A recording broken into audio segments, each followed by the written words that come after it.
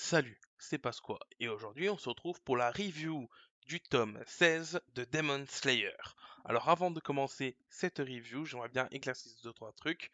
Je ne lis pas les scans de Demon Slayer, donc je ne sais pas ce qui va se passer. Je suis exactement la parution française donc des tomes. C'est pour ça que je ne suis qu'au tome 16 alors qu'au Japon il est déjà terminé. Donc si vous lisez les chapitres et que enfin les scans et que vous savez ce qui va se passer, ben, merci de ne pas spoil dans les commentaires, s'il vous plaît, puisque je n'ai pas envie moi-même d'être spoil, et potentiellement des gens n'ont pas envie d'être spoil. Donc merci d'avance pour votre sollicitude. Donc on part direct avec le chapitre 134, donc où Tanjiro et Zenitsu sont arrivés justement au pilier, enfin à l'entraînement du pilier de la roche, et Inosuke y est déjà. Le pilier de la roche explique les différents entraînements que vont devoir subir Zenitsu, Inosuke et Tanjiro. Le premier, c'est l'entraînement où ils doivent rester sous une cascade d'eau, donc supporter la pression de l'eau. Le deuxième, c'est porter des énormes rondins de bois sur 1900 mètres, si je ne me trompe pas. Et le troisième, c'est pousser un énorme rocher sur la même distance. Là, Inosuke, Zenitsu, excusez-moi, euh, pris de panique par cet entraînement surhumain, tombe dans les pommes et Tanjiro balance Zenitsu dans l'eau et là ils se rendent compte que l'eau est extrêmement froide, bien plus froide que tout ce qu'ils ont connu et c'est ce qui rend l'entraînement de la cascade bien plus difficile puisque au-delà de supporter la pression, il y a aussi supporter le froid intense de la rivière, quoi, de l'eau de la rivière. Là, on a une scène où, du coup, Tanjiro voit Inosuke sous cette cascade et ne l'entend plus, donc n'entend plus les mantras que Inosuke prononçait pour rester éveillé, on apprend ça. Et en fait, Inosuke était mort, apparemment, donc Tanjiro le réanime et ils sont tous les trois très fatigués par cette journée puisqu'ils se sont entraînés toute la journée sur cette cascade et ont eu énormément de mal. Là, on apprend que cet entraînement est inhumain et que beaucoup de personnes abandonnent cet entraînement puisqu'ils sont pas obligés de le suivre jusqu'au bout. Cet entraînement, ils peuvent abandonner s'ils le souhaitent et que cet entraînement est tellement surhumain que personne n'arrive à aller jusqu'au bout, quoi. Donc là, Tanjiro voit donc le pilier de la roche. Je ne sais plus son prénom parce que je m'en souviens jamais, ça, voilà, c'est pas grave. Le pilier de la roche pousser le rocher sur une grande distance et se rend compte que qu'il est extrêmement balèze, quoi, ce pilier de la roche. On a donc bien sûr un Zenitsu qui panique parce qu'il dit que ce pilier est un monstre et qu'ils n'y arriveront jamais. Toujours fidèle à lui-même, hein, Zenitsu, évidemment, hein. On a Inosuke bah, qui se demande un peu comment il va faire puisque c'est extrêmement difficile.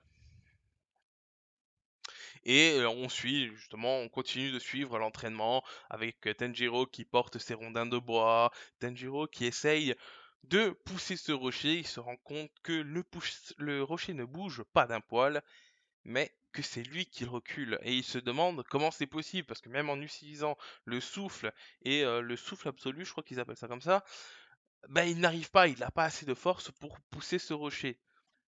Et là, Genya, ou Genya, je sais pas comment ça se prononce, arrive pendant que Tanjiro est à terre et fatigué, hein, et il lui fait remarquer que sa marque, sa marque, quoi qu'il a sur la tête, devient plus sombre. Du coup, ça réjouit Tanjiro puisqu'il se dit que il va enfin que plus elle va devenir sombre, plus il va commencer à la maîtriser et donc du coup utiliser ce pouvoir qui est encore un peu obscur hein, puisque ça n'a pas été clairement expliqué. On sait comment elle apparaît, mais on sait qu'ils deviennent plus forts, mais on ne sait pas trop qu'est-ce que c'est derrière quoi. Donc, euh, donc ça réjouit quand même Tanjiro. Et du coup, Genya, ou Genya, je sais pas comment ça se prononce, bon. Bref, explique à Tanjiro que le pilier de la roche n'utilise pas le souffle, puisqu'il n'a pas le souffle. Il utilise une autre technique qui s'appelle l'action répétitive, qui permet une concentration maximum et donc du coup développer une force exceptionnelle afin de pouvoir bouger le rocher. Là, Tanjiro, il sait pas trop c'est quoi, qu'est-ce que c'est ce bordel, hein? Mais en tout cas, il a une piste pour comment pouvoir bouger ce rocher. Et là, on termine sur ce chapitre sur Muzan qui espionne tous les pourfendeurs de démons par l'intermédiaire d'un autre démon hein, qui a à peu près les yeux de partout et sait où se trouvent les démons. Et du coup, ben, Kuzan cherche Nezuko, hein, évidemment, pour pouvoir marcher en plein soleil, et aussi le chef des pourfendeurs, hein, des piliers des pourfendeurs, Ubuyashiki. Bon, je sais pas si ça se prononce comme ça, mais bon, voilà. Donc, euh, donc voilà, ce chapitre se termine sur justement cette petite révélation que Muzan a un peu les yeux de partout. Donc on enchaîne directement avec le chapitre 135 où on reprend justement l'entraînement avec Genya qui explique un peu plus qu'est-ce que c'est l'action répétitive, en expliquant qu'il faut se souvenir de certains moments de son passé, de certains moments forts de son passé, et de se les remémorer en quelque sorte pour développer sa force au maximum. Et là, Tanjiro, grâce à ça, réussit à pousser le rocher hein, sous le regard ébahi de Zenitsu qui le prend pour un monstre et Inosuke qui reste toujours blasé hein, parce que par le fait qu'il est toujours second et que Tanjiro le devance toujours. Et là, on a Inosuke qui bah, est motivé plus que jamais et essaye, lui à son tour aussi, quoi, de pousser ce rocher. Et là, on a aussi Zenitsu qui reçoit une lettre de son Kwikwi, là. Et bah, on ne sait pas c'est quoi cette lettre, mais bon. Voilà, en tout cas, il est surpris par cette lettre. Donc, ensuite, Tanjiro a réussi à pousser le rocher sur les 109 mètres et est complètement desséché. Il a transpiré comme jamais, il en peut plus. Il va mourir, hein. Bon, petit gag. Et du coup, donc le pilier de la roche, je dis toujours le pilier de la roche parce que son nom, hein, je n'arrive pas à l'imprimer dans ma tête, c'est pas possible.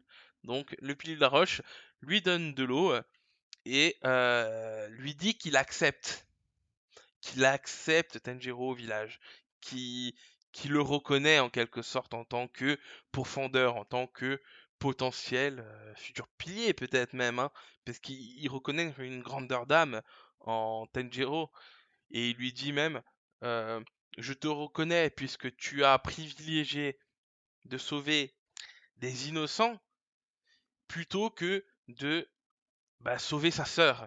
Et là, Tanjiro dit que non, si c'est pour ça qu'il accepte, il ne devrait pas l'accepter, puisque c'est pas Tanjiro qui a fait ce choix, c'est sa sœur qui a fait ce choix, c'est sa sœur qui a demandé de ne pas s'occuper d'elle, mais plutôt d'aller sauver les innocents.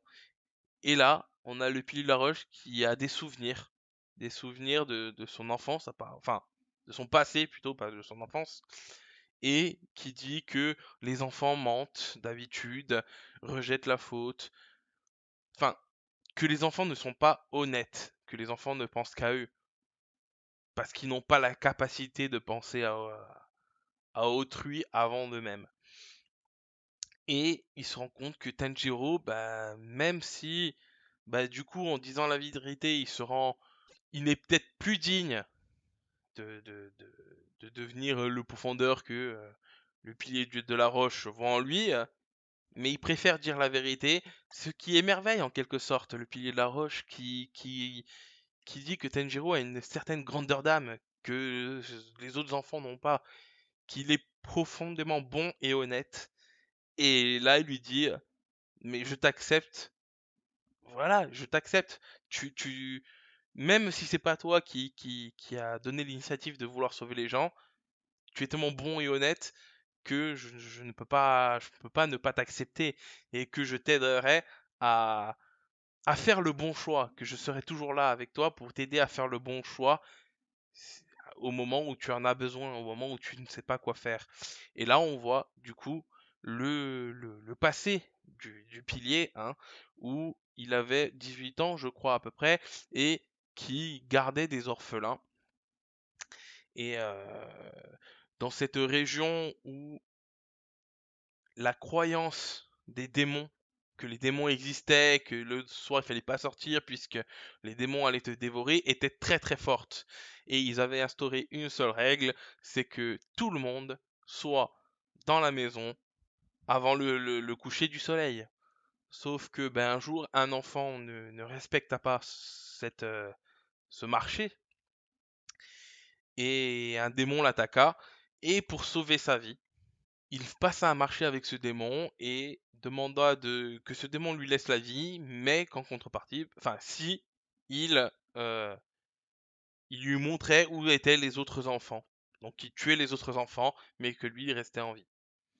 Donc du coup, le démon accepta et cet enfant revient à la maison et éteint l'encens de glycine, donc qui permettait de protéger la maison des démons. Et du coup, le démon a pu rentrer et massacrer tous les enfants, alors que du coup, le pilier qui n'était pas encore pilier, hein, il était juste, il gardait les enfants orphelins, hein, demandant aux enfants de se mettre derrière lui pour qu'il puisse les protéger. Ah, mais les enfants ne l'écoutaient pas parce qu'il était maigre, faible. En tout cas, il avait l'air faible. Donc du coup, personne l'écouta. Tous les enfants, ben, partis et ils se sont tous fait massacrer par le démon. À part une petite fille qui elle avait peur. Elle avait tellement peur qu'elle est restée cachée derrière le pilier, quoi. Et quand je parle de pilier, je parle du pilier de la roche, hein.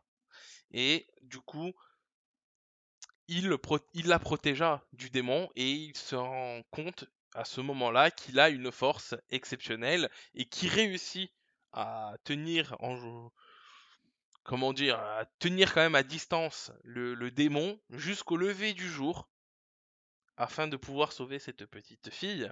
Il a eu un arc héroïque alors qu'il s'est jamais battu de sa vie, il le dit, il s'est jamais battu de sa vie, il a jamais eu du sang d'être vivant sur ses mains, quoi. Et, et là, bah, il a tout donné pour protéger cette petite. Et il a réussi à vaincre ce démon en attendant le jour, hein, pour que le démon se désintègre. Sauf que la petite était tellement sous le choc que quand les gens sont arrivés et ont demandé qu'est-ce qui s'était passé en voyant les cadavres de tous les enfants, sauf de la petite qui était derrière lui, enfin derrière le pilier quoi, et le pilier qui était avec les mains en sang, elle dit c'est lui le monstre. Et bah, du coup les villageois crurent que c'était le pilier le monstre et le mirent en prison. Et le mis en prison à cause de ce que la petite avait dit, quoi, avait dénoncé en tant que monstre. Ce qui fait que bah, il était un peu amer envers les enfants et il ne les respectait pas, il préférait rester loin d'eux. Et c'est pour ça, c'est d'autant plus impressionnant quand il adoube Tanjiro, en quelque sorte, hein. Donc c'est vraiment vraiment une scène très touchante, je trouve, puisque son passé est assez triste. Après, tous les passés de tous les personnages de Demon Slayer sont tristes, donc bon, voilà, on va pas faire un concours de qui a le passé le plus triste, mais voilà, j'ai trouvé ça très très intéressant pour le coup. Donc, ce chapitre, voilà, se termine là. Franchement, génial, j'ai adoré ce chapitre, j'ai aimé le précédent, hein, donc le, le 134 avec l'entraînement. J'ai aimé celui-là avec la fin de l'entraînement et justement le passé de, du pilier. Franchement, Voilà. Franchement, j'ai pas décroché. Et donc du coup maintenant, on va passer au prochain chapitre, le chapitre 136.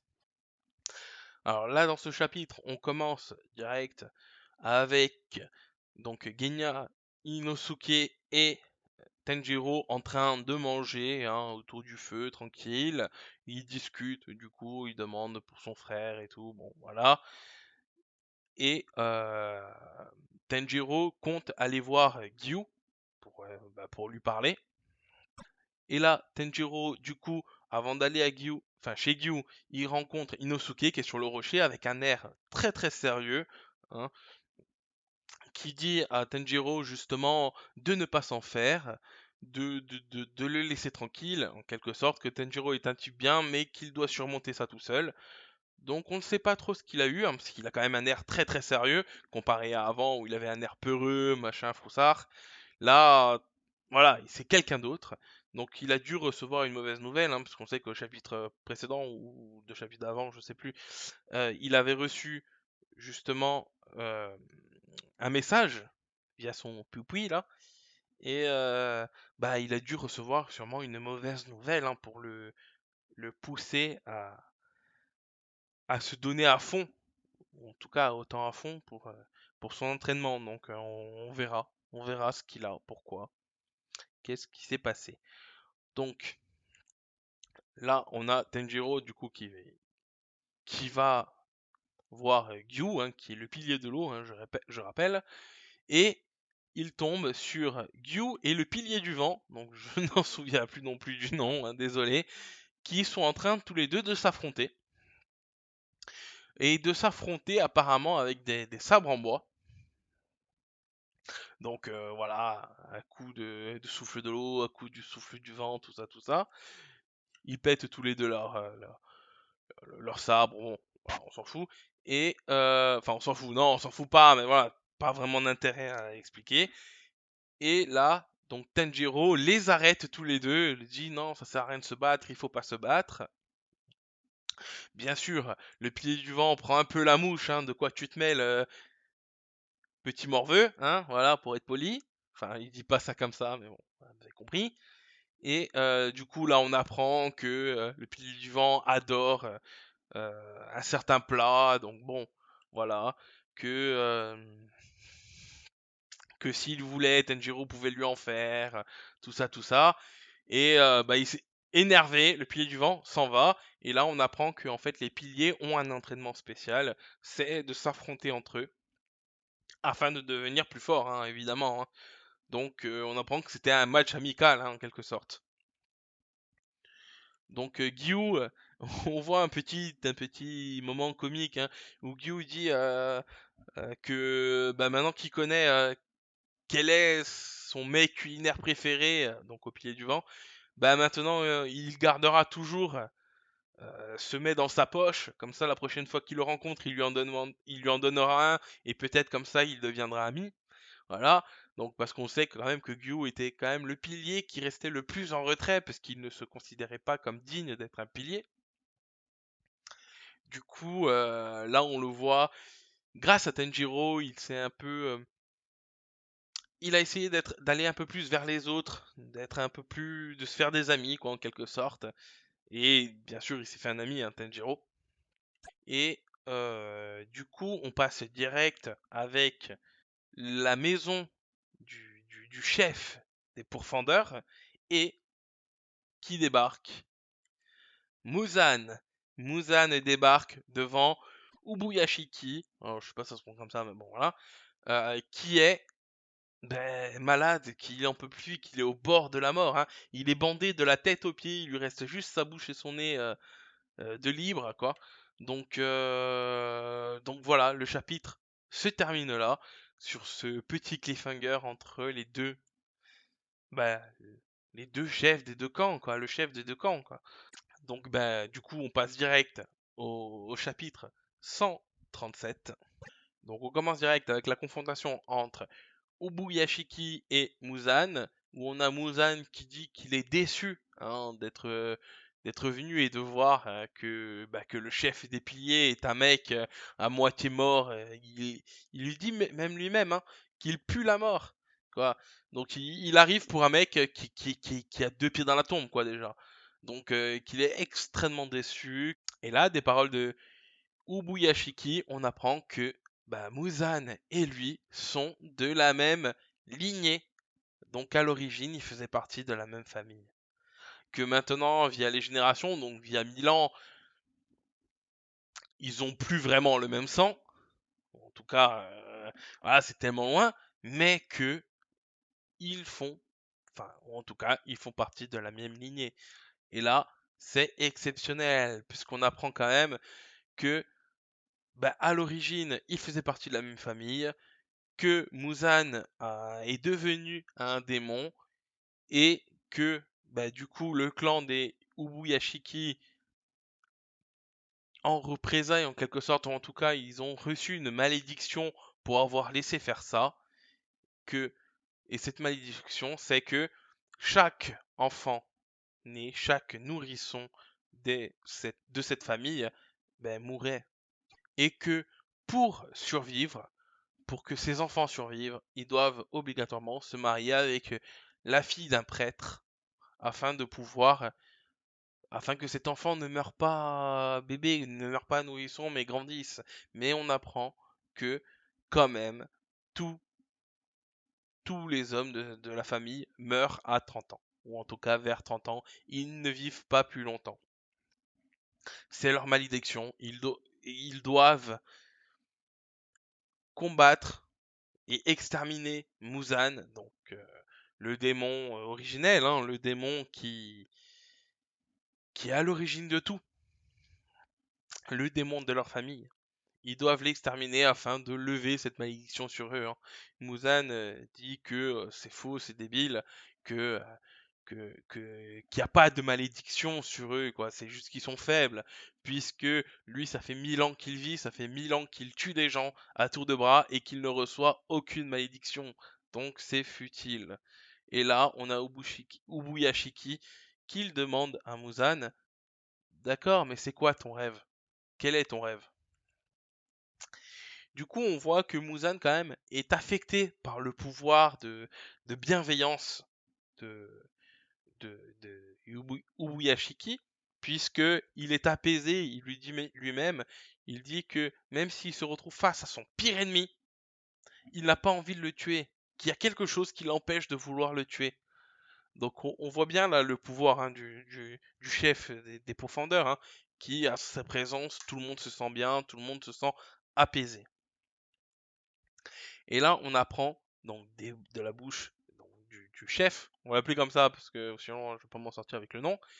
On apprend de la bouche du chef que bah, le rêve de Muzan, c'est d'obtenir l'immortalité. Alors ça, on le savait déjà, hein, parce qu'il veut trouver Nezuko afin de pouvoir marcher en pleine nuit, en plein jour, excusez-moi, et donc du coup être complètement immortel, ne plus avoir aucune faiblesse, quoi, en quelque sorte. Même si on ne sait pas s'il en a d'autres, mais apparemment non. Donc, euh, donc voilà.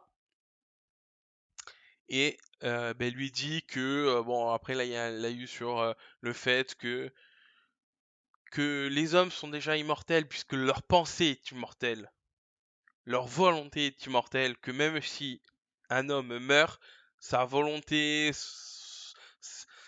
est transmise à d'autres personnes.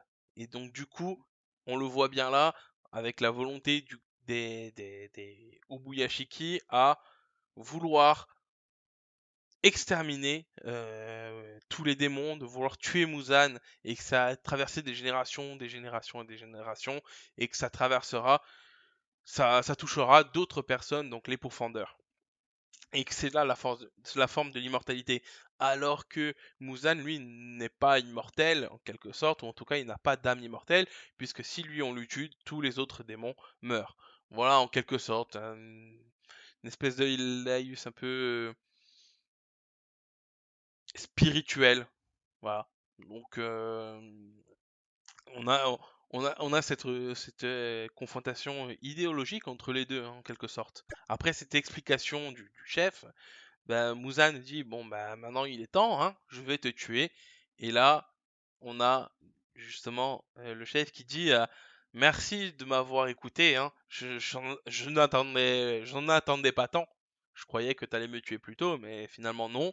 Et là, on passe direct à tous les piliers qui reçoivent un message en disant convocation urgente, convocation urgente chez le chef. Et on voit tous les piliers se diriger vers la maison du chef.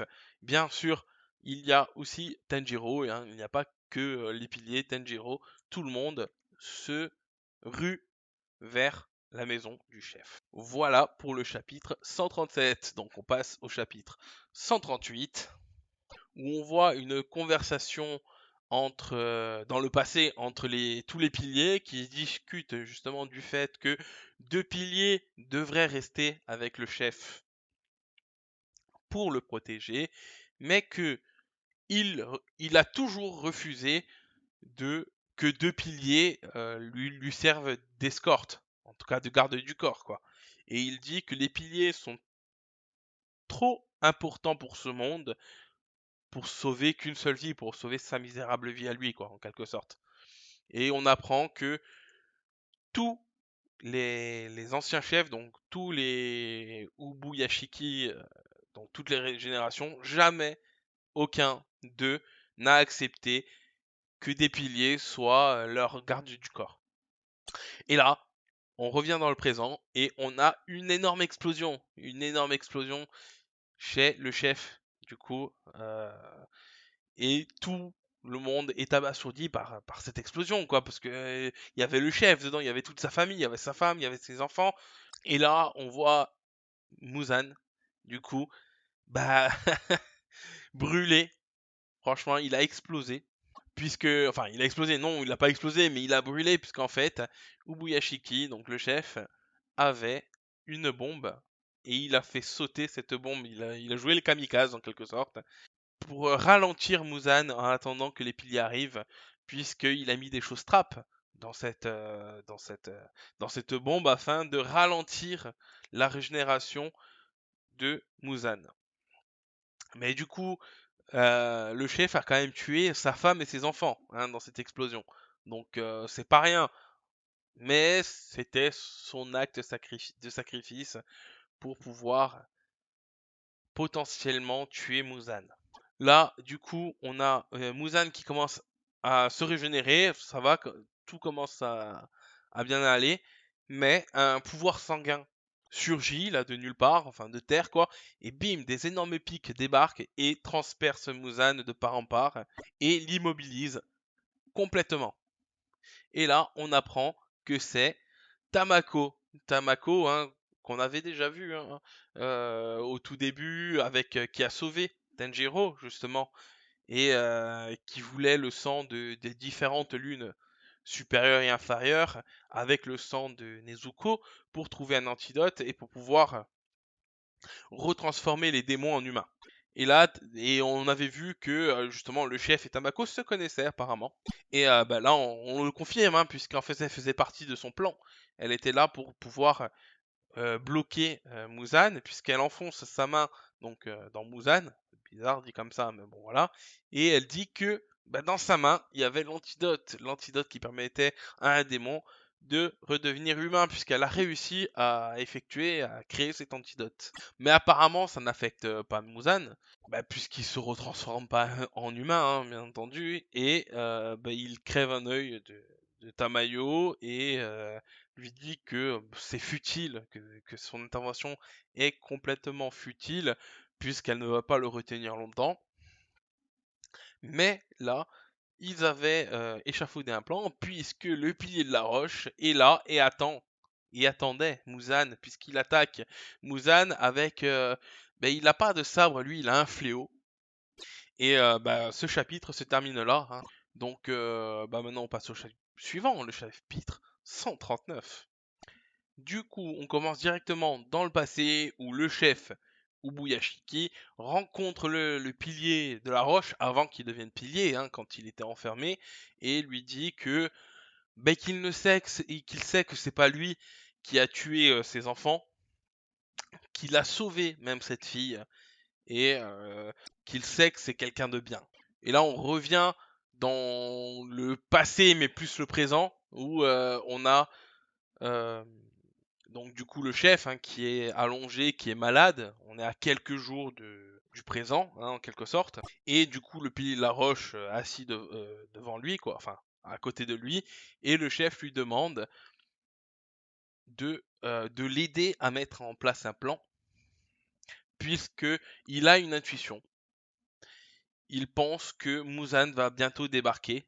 Il va débarquer dans quelques jours euh, pour lui faire face, hein, pour faire face au chef, et qu'il aimerait bien que le pilier du vent, le pilier de la roche soit là pour lui tendre un piège. Et du coup, on apprend que tout ça, le fait euh, que Muzan arrive, le fait que le chef se fasse exploser, que Tamayo soit là pour le bloquer et que le pilier de la roche soit là pour lui tabasser avec son fléau, tout ça était préparé par le chef. Il avait eu une prémonition en quelque sorte, une vision quoi, qui lui disait que Muzan allait arriver, et donc du coup il a mis tout ce plan en marche, et on apprend que justement le chef avait des fois, de temps en temps, quelques intuitions qui permettaient de deviner l'avenir. Et là c'était le cas puisqu'il est tombé juste. Du coup on repart directement sur le présent, donc avec le pilier de la roche qui est en train de taper avec son fléau sur Muzan, mais Muzan se reconstitue quand même assez rapidement, et du coup il se rend compte que même en lui coupant la tête, donc il lui a explosé la tête avec le fléau, hein, Muzan ne meurt pas. Couper la tête ça lui sert à rien. Et là on voit un petit flashback avec le chef qui lui dit justement que potentiellement Muzan ne peut pas mourir si on lui coupe la tête. Ils en sont pas sûrs, mais ils pensent que Muzan ne pourra pas mourir de cette façon, et que le seul moyen de le tuer, c'est par le soleil. Voilà. Donc du coup, euh, le pilier de la roche doit, et Tamayo hein, évidemment, hein, qui est toujours là, ils doivent tous les deux occuper Muzan jusqu'au lever du soleil. Bien entendu, il n'y arrive pas, ou en tout cas Muzan riposte, puisqu'il balance des espèces de branches épineuses qui mettent à mal le pilier de la roche, ou en tout cas qui fait en sorte que le pilier de la roche arrête d'attaquer. Et tous les autres piliers, donc le pilier du vent, le pilier de la brume, voilà, le pilier du serpent, je sais plus, voilà, ils arrivent tous, ils sont tous là à côté, devant Muzan, et ils reconnaissent Muzan évidemment, hein. Enfin, le pilier de la roche dit que c'est Muzan et qu'ils doivent tous l'attaquer, et donc du coup ils se lancent tous sur lui, y compris Tanjiro hein, qui crie Muzan et qui fonce sur lui, qui sont tous en train de faire le souffle de la brume, le souffle de l'insecte, voilà, enfin, le souffle du vent, tout ça. Ils sont tous prêts à attaquer. Et là, juste avant qu'ils asseignent leur coup, Muzan utilise son pouvoir sanguin et ouvre une porte sous leurs pieds. Du coup, tous les piliers tombent dans ce piège, hein. Ils tombent dans cette, on sait pas trop c'est quoi, dans cette, on dirait que c'est des appartements en dessous, mais bon, voilà. Ils tombent dans ces trous. On va dire ça comme ça. Ils tombent tous dedans, et Muzan dit bien, ben, vous croyez que vous alliez m'avoir si facilement? Voilà comment se termine ce chapitre 139. Du coup, on passe directement au chapitre 140. Donc dans ce chapitre, on a Tanjiro qui tombe, du coup, dans ce... Comment on dit? Dans ce conduit, on sait pas trop c'est quoi exactement, mais on l'avait déjà vu, je crois que c'est une dimension où Muzan pouvait bouger tous les éléments, c'était comme une grande maison et il pouvait tout bouger dedans, quoi. Donc là, c'était des puits sans fond, et du coup, Tanjiro tombe, il essaye, donc du coup, il pense, pour se rattraper, de devoir faire, d'utiliser un mouvement avec le souffle de l'eau pour pouvoir bah, en tout cas atterrir sans mourir, quoi. Et mais grâce à Gyu qui le rattrape à temps, il n'a pas besoin de le faire et il ne se blesse pas. Et là, on voit du coup, une fois que Gyu l'a rattrapé, la remonté hein, sur une espèce de plancher, Tanjiro se fait directement attaquer par un démon. Gyu le sauve de justesse. Et du coup, on se rend compte qu'ils sont tous tombés dans un piège, puisqu'il y a une tonne de démons dans cette dimension. On va appeler ça comme ça, voilà. Dans cette dimension, et Tanjiro comme Gyu se mettent à tuer tous les démons. On voit que Tenjiro dit vite fait que Gyu est juste exceptionnel quand même, puisqu'il a vu quel kata, enfin quel mouvement il allait utiliser, et Gyu s'est adapté au mouvement que Tenjiro allait effectuer pour lui effectuer son mouvement sans blesser Tanjiro. Donc voilà, ça surprend quand même Tanjiro, et il se rend vraiment compte à quel point les piliers sont à un tout autre level que lui, quoi. Du coup, on passe après sur les différents piliers, hein, avec le pilier du serpent qui affronte les démons et qui tue tous les démons. On a le pilier de l'amour qui elle, est à fond sur le pilier du serpent. On a le pilier de la roche et le pilier de la brume qui eux aussi affrontent des démons. Voilà, tous les piliers avancent dans ce territoire pour tuer tous les démons et pour trouver une sortie, hein. Et ils se rendent compte que en fait Muzan les épuise. En tout cas, apparemment, Muzan veut les, les épuiser pour pouvoir plus tard les affronter facilement. Puisqu'on apprend que les démons qu'il y a là sont quand même assez balèzes. Ils ont tous des pouvoirs proches de ceux des lunes inférieures. Ce qui n'est pas rien quand même, hein, puisqu'ils sont quand même assez balèzes. Pas aussi balèzes pour des piliers, mais quand même, à force de les affronter, ça peut les fatiguer. On voit qu'ils sont quand même tous affectés par la mort du chef, hein, que ce soit le pilier de la brume, et surtout le pilier du vent, hein. Bon, il y a aussi le pilier de la roche, mais on voit surtout le pilier du vent qui est très affecté par la mort du chef, qui lui se fait attaquer, mais qui tue facilement les démons, hein. Et on voit que Inosuke lui aussi est tombé dans ce piège, que lui aussi est tombé là-dedans. Alors on sait pas où il était exactement au moment où il est tombé, mais il est avec tous nos camarades, bien entendu. Ils sont tous éparpillés, hein. Ils sont pas tous ensemble.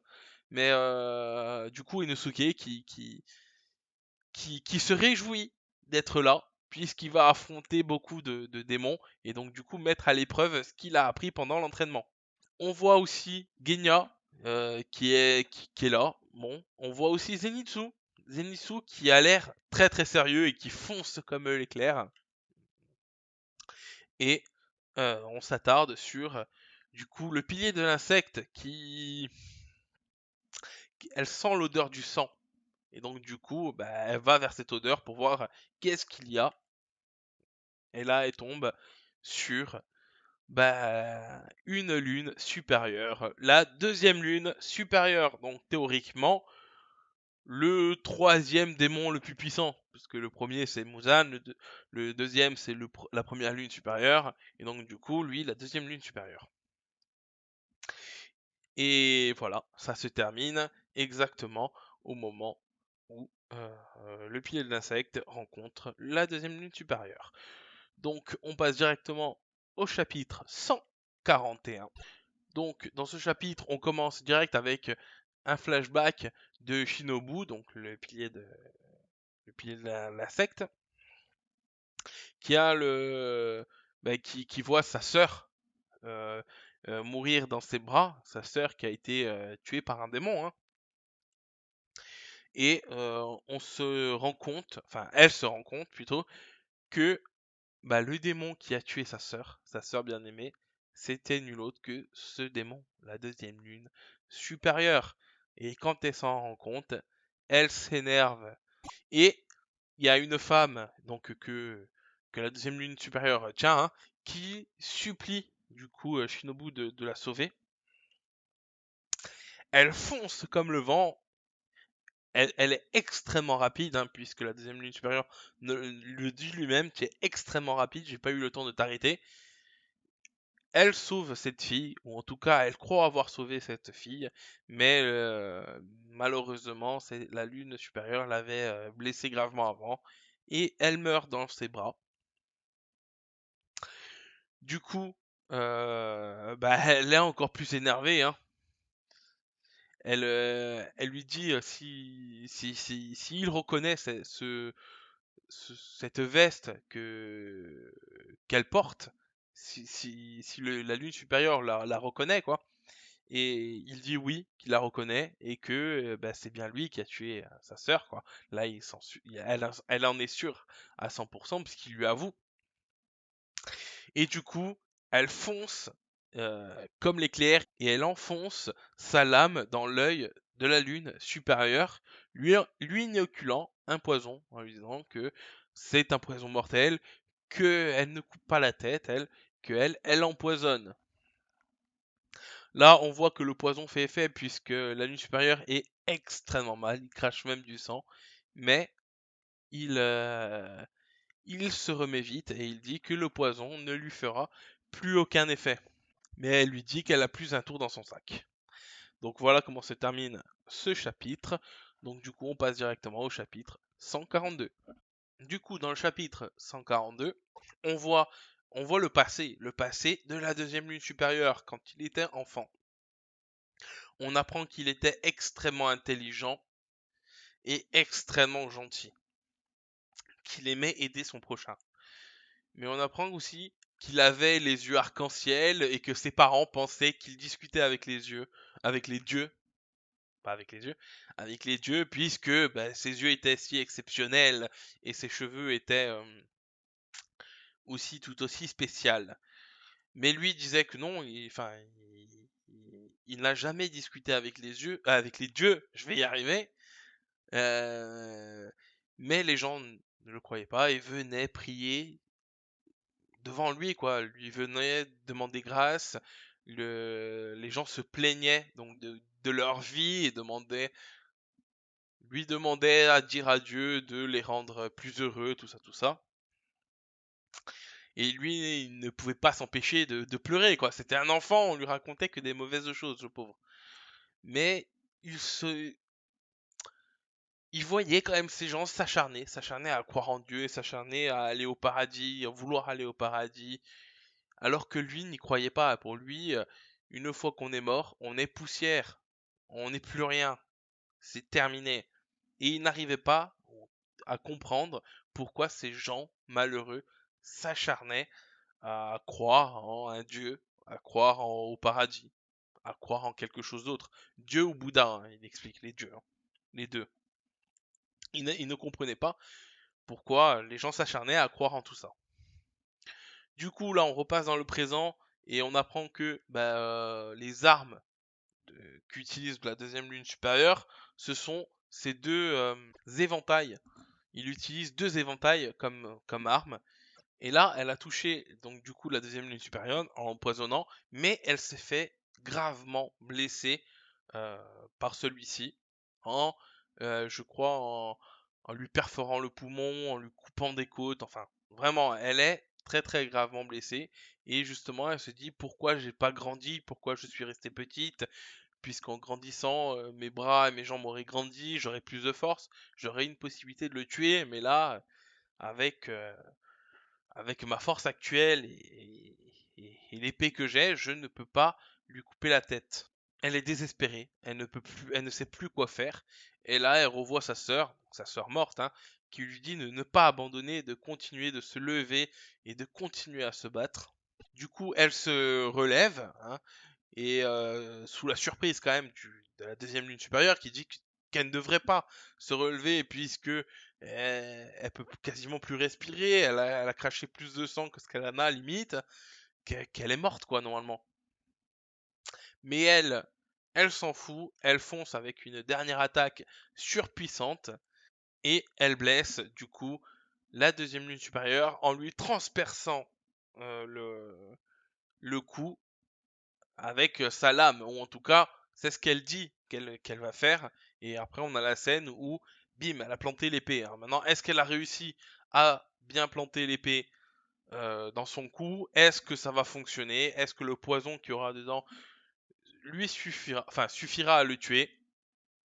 On le saura dans le tome 17, hein, puisque c'est terminé. Enfin, le tome 16, non, mais pas enfin, mais voilà, le tome 16 est terminé. On termine sur cette belle image, mais quand même cliffhanger quand même, hein, parce que j'ai envie de savoir la suite. Mais bon, voilà pour ce tome 16. J'ai pris énormément de plaisir à lire ce tome 16. Franchement, je l'ai lu de bout en bout. J'ai vraiment été très alté par ce tome. Même au début, hein, où on voit l'entraînement et tout de Tanjiro, moi j'aime vraiment quand c'est posé, quand on nous explique les choses et tout. Franchement, je suis très très content de ce tome et j'espère que ce tome vous aura plu, mais aussi que cette review vous aura plu. Maintenant, on va passer à une petite partie théorie, hein, je dis bien petite. La review a duré quand même un moment, mais bon, voilà, une petite théorie sur ce qui pourrait arriver plus tard. Du coup, qu'est-ce qui pourrait se passer après, plus tard, quoi, dans le tome prochain? Bien entendu, je le rappelle, hein, mais je n'ai pas lu les scans, donc je ne sais pas ce qui va se passer. Et si vous savez, évitez de spoiler dans les commentaires, hein, je préfère le rappeler toujours. Merci. Donc, qu'est-ce qui pourrait se passer? Je ne pense pas, en tout cas pour moi, je ne pense pas qu'elle va réussir à tuer la lune supérieure avec cette attaque, même si elle dit que normalement, en insérant directement donc sa lame directement dans le cou du démon avec son poison, théoriquement, n'aura pas le temps de se guérir et il va mourir. Sauf que c'est quand même une lune supérieure. Et on a toujours vu les lunes, que ce soit inférieure ou supérieure, hein, la plupart, je crois, si je me trompe pas, avoir une espèce de transformation où ils devenaient plus puissants parce qu'ils cachaient leur force, tout ça, tout ça. Donc j'ai du mal à penser qu'elle a réussi à tuer la lune supérieure avec ce simple coup. Pour moi, elle va mourir. Je pense qu'elle va mourir, ou si elle ne meurt pas tout de suite, il y aura sa disciple, parce qu'on sait qu'elle est rentrée aussi, sa disciple. Je crois qu'on la voit dans une page. Mais il y a sa disciple qui est là. Je pense que sa disciple va vite la rejoindre et affronter justement la deuxième lune supérieure à sa place, hein, puisque Shinobu ne peut plus se battre, ne pourra plus se battre. Même si je pense que sa disciple ne pourra pas vaincre la deuxième lune supérieure, je pense qu'elle, pendant un moment, elle va temporiser en attendant qu'un autre pilier arrive pour les sauver. Je ne pense pas que Shinobu va mourir tout de suite. Je pense qu'elle va mourir à terme. Mais pas tout de suite. Peut-être après la mort de la deuxième lune supérieure. Après que quelqu'un ait tué la deuxième lune supérieure. Afin qu'elle s'en aille en paix, tout ça. Voilà, c'est un peu plus shonen, je trouve. Le fait que qu'elle meure au moment ou juste après que le démon qui a tué sa sœur meurt, quoi. Parce que là, elle s'est quand même relevée, alors que théoriquement, elle devrait être morte, hein. Donc, euh, donc voilà, ou peut-être que les deux vont s'allier. Shinobu va réussir à rester debout et son disciple va venir et tous les deux vont l'affronter et vont réussir à le battre, hein. Peut-être, même si je vois pas ça, mais peut-être. Mais voilà pour ce que j'imagine pour ce combat-là. Après, quel pilier va arriver, je sais pas. Je sais pas du tout, mais on verra. On verra. Peut-être Gyu et Tenjiro, hein, qui sait, peut-être. Ensuite, d'autres d'autres idées, c'est que je pense que toutes les lunes supérieures sont là. Donc je crois qu'il reste, je sais plus, la troisième et la première, je crois. Et peut-être la quatrième, je sais plus, mais je m'en souviens plus. Mais on sait qu'il y a la première lune supérieure, qui est quand même la lune supérieure la plus forte.